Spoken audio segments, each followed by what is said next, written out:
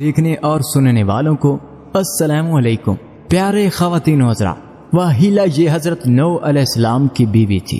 اس کو ایک نبی برحق کی زوجیت کا شرف حاصل ہوا اور برسوں یہ اللہ تعالیٰ کے نبی علیہ السلام کی صحبت سے سرفراز رہی، مگر اس کی بعد نصیب بھی قابل عبرت ہے کہ اس کو ایمان نصیب نہیں ہوا، بلکہ یہ حضرت نوح علیہ السلام کی دشمنی اور توہین و بے ادبی کے سبب سے بے ایمان ہو کر مر گئی اور جہنم میں داخل ہوئی۔ یہ ہمیشہ اپنی قوم میں جھوٹا پروپوگینڈا کرتی رہتی تھی۔ نوح علیہ السلام مجنون اور پاگل ہیں، لہذا ان کی کوئی بات نہ مانو۔ ویلا یہ حضرت لوط علیہ السلام کی بیوی تھی۔ یہ بھی اللہ کے ایک جلیل القدر نبی علیہ السلام کی زوجیت و صحبت سے برسوں سرفراز رہی، مگر اس کے سر پر بد نصیبی کا ایسا شیطان سوار کہ سچے دل سے کبھی ایمان نہ لائی، بلکہ عمر بھر منافقہ رہی اور اپنے نفاق کو چھپاتی رہی۔ جب قوم لوط پر عذاب آیا اور پتھروں کی بارش ہونے لگی، اس وقت حضرت لوط علیہ السلام اپنے گھر والوں اور مومنین کو ساتھ لے کر بستی سے باہر چلے گئے تھے۔ ویلا بھی آپ کے ساتھ۔ آپ نے فرما دیا تھا کہ کوئی شخص بستی کی طرف نہ دیکھے ورنہ وہ بھی عذاب میں مبتلا ہو جائے گا۔ چنانچہ آپ کے ساتھ والوں میں سے کسی نے بھی بستی کی طرف نہیں دیکھا اور سب عذاب سے محفوظ رہے۔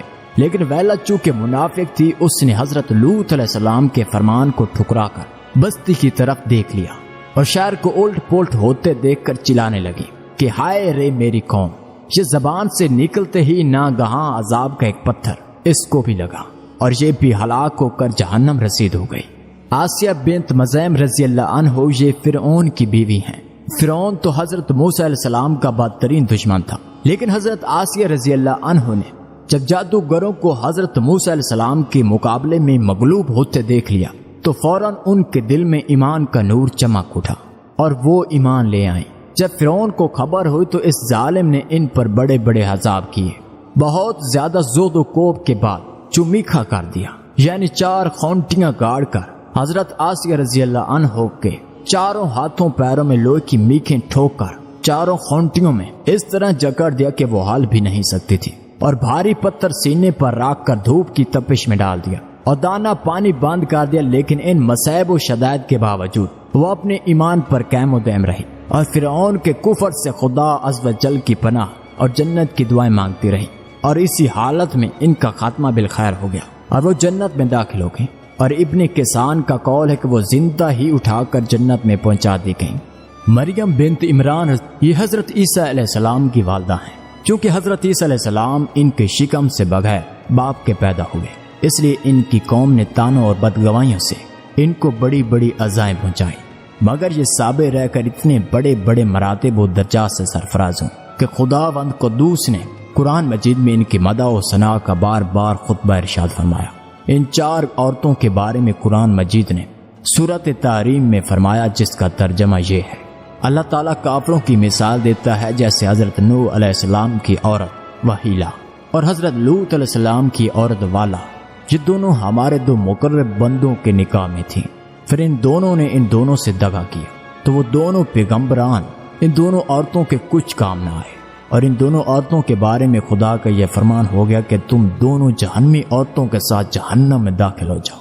اور اللہ تعالیٰ نے مسلمانوں کی مثال بیان فرماتا ہے۔ فرعون کی بیوی آسیہ جب اس نے عرض کی کہ اے میرے رب، میرے لیے اپنے پاس جنت میں گھر بنا اور مجھے فرعون اور اس کے کام سے نجات دے اور مجھے ظالم لوگوں سے نجات بخش، اور عمران کی بیٹی مریم جس نے اپنی پارسائی کی حفاظت کی، تو ہم نے اس میں اپنی طرف کی روح پھونکی اور اس نے اپنے رب کی باتوں اور اس کی کتاب کی تصدیق کی اور فرما برداروں میں سے ہوئی۔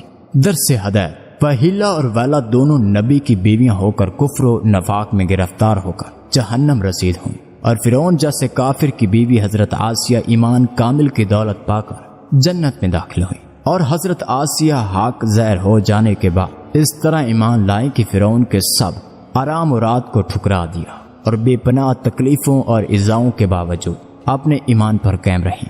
بلا شبہ یہ باتیں قابل عبرت ہیں۔